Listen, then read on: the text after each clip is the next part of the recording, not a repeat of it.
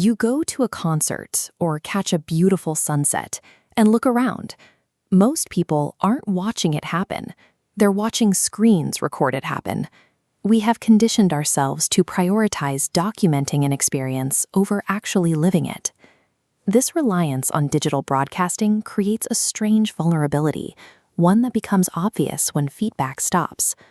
Platforms regularly employ an algorithm called a shadow ban. This occurs when a network quietly restricts or entirely hides your content from other users, giving you absolutely no notification that you've been silenced. You publish a thought or a photo into a void.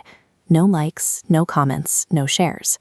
When those expected social signals vanish, users experience emotional dysregulation. We struggle with cognitive dissonance, unable to reconcile our active social life with an unexplained total lack of engagement. Because we rely on these feeds to mirror our social reality, invisible code now dictates our baseline emotional stability and self-worth. The pain of a shadow ban exposes a deeper trap.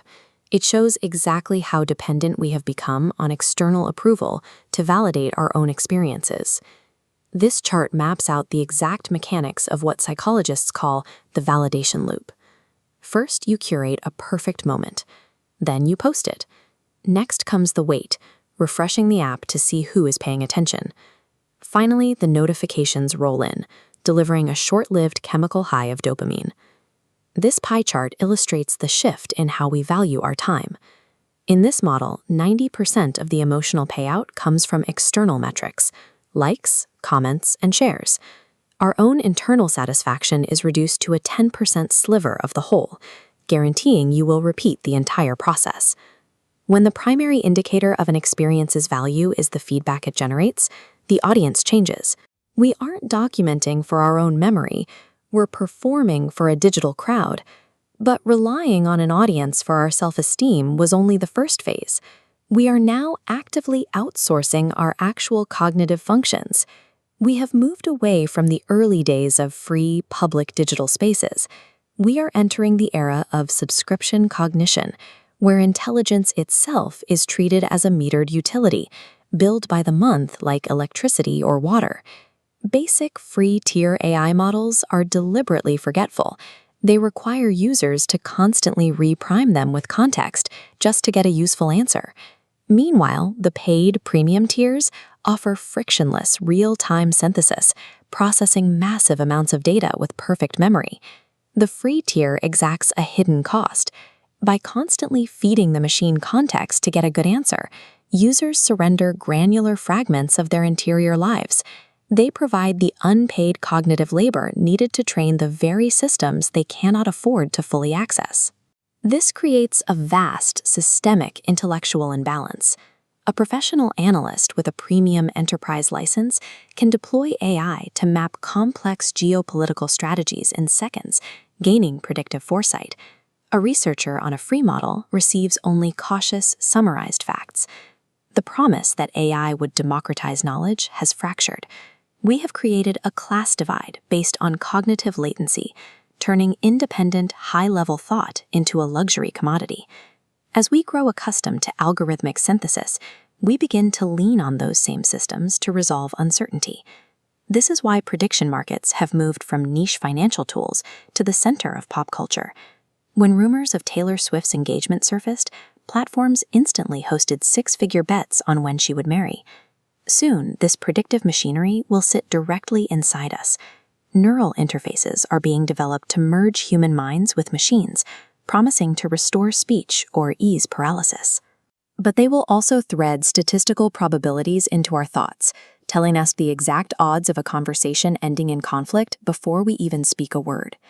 Running these endless predictive algorithms requires infrastructure on a scale that rivals the power consumption of mid-sized cities.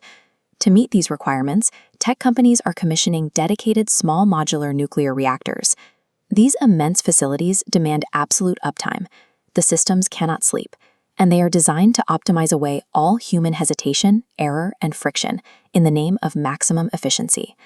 When every human desire and risk is preemptively calculated by an unbroken algorithmic loop, human agency is replaced by passive compliance.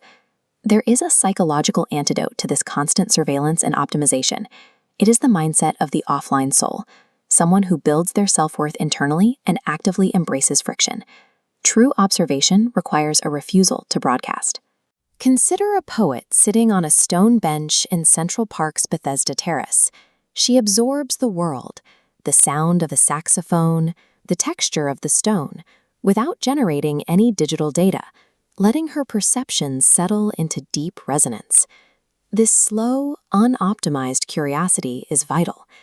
In his final decades, Charles Darwin ignored grand evolutionary theories and spent his time carefully studying the slow, methodical habits of earthworms. He maintained his mental agility not through instant algorithmic answers, but through deep, patient inquiry. We see this exact rebellion taking root in physical education today. Families are turning to microschools, a modern reimagining of the one-room schoolhouse. Here, children learn fractions by cutting lumber and measuring shelves, rejecting the standardized surveillance state in favor of tactile, real-world friction. These frictional, offline pursuits function as defense mechanisms. They reclaim a sense of human autonomy by opting out of the optimized loop. We live in a society where validation, intellect, and agency are packaged and sold back to us as subscription services. In an environment like this, true confidence is found only in stillness. The ultimate act of modern rebellion is simply to live an unmetered life, proving your worth to absolutely no one but yourself.